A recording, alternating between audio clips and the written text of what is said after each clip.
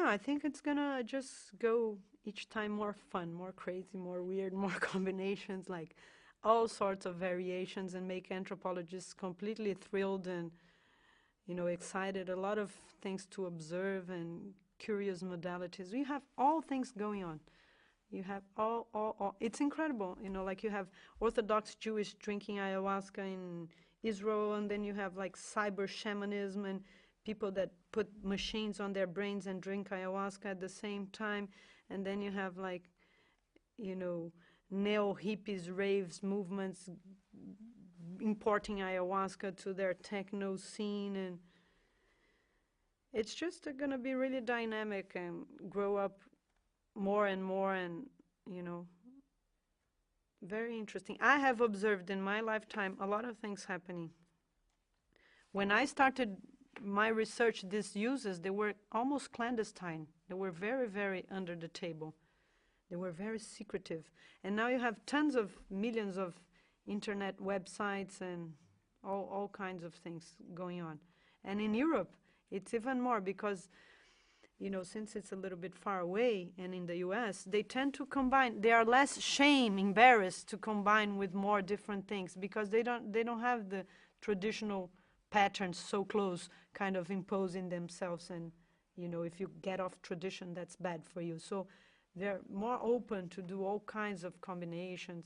And then you have like new indigenous groups that maybe are going to start drinking ayahuasca. And this interaction with science, it's very interesting. It's something that I like very much. You're building up a whole community that is a mixture of science and shamanism, all this psychedelic arena, probably a little bit to which this documentary has to do with. You're creating a big community of people that their diet, their way of dieting to experience the ayahuasca is reading. So you have a big literature. These people are going to drink ayahuasca. They read about ayahuasca. They read a lot before they drink ayahuasca.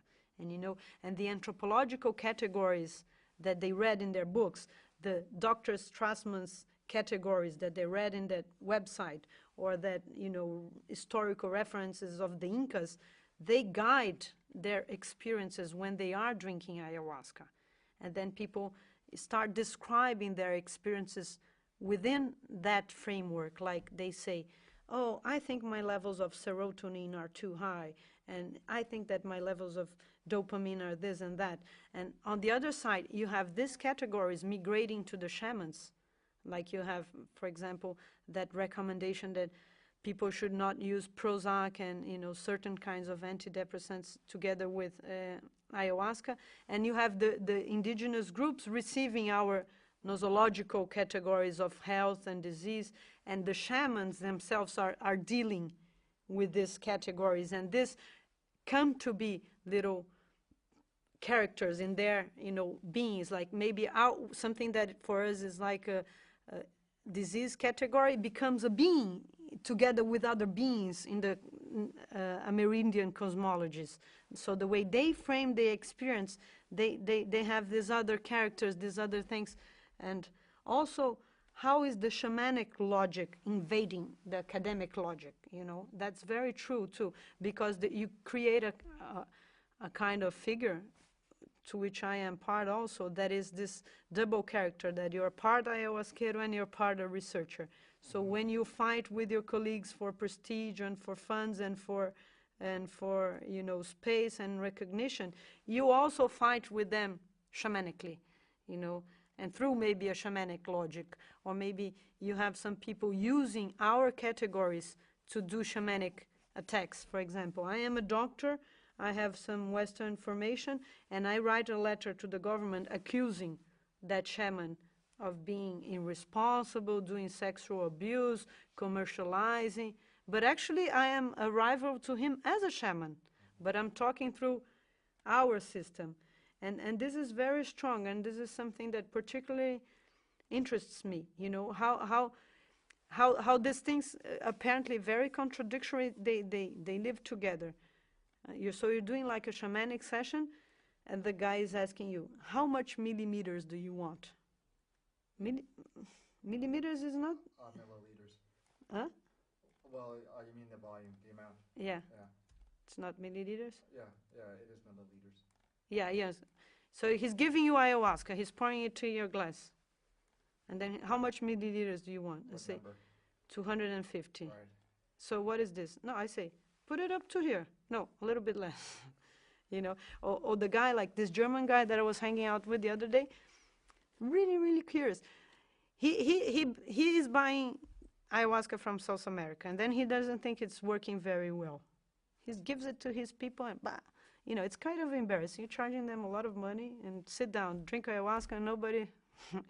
So he takes the ayahuasca to the laboratory to be analyzed, and then he's like, this has too much harmaline. This has too much harmine, you know. So, but he's doing a session. He's not a scientist. I like this. I think it's curious. But my general advice, like, you know, my version of, I like to also give my message.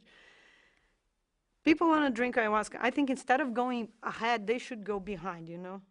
Behind. Yeah, go to the back, you know. Go, if you want to do an experience, instead of going to all, they want to go everywhere, to India, to the Buddhists, to whatever. Why don't they go to the Amazon, to indigenous communities? Why don't they try to do some kind of diet? Why don't you try to be a little bit humble? And, you know, that's my advice. But of course, as I said, if you want to be libertarian, you have to respect diversity. So my thing is, intellectually, I respect them all. Or I criticize them all, better say, you know. But personally, I have my choices. I have my personal choices, the things that I like to do most, you know.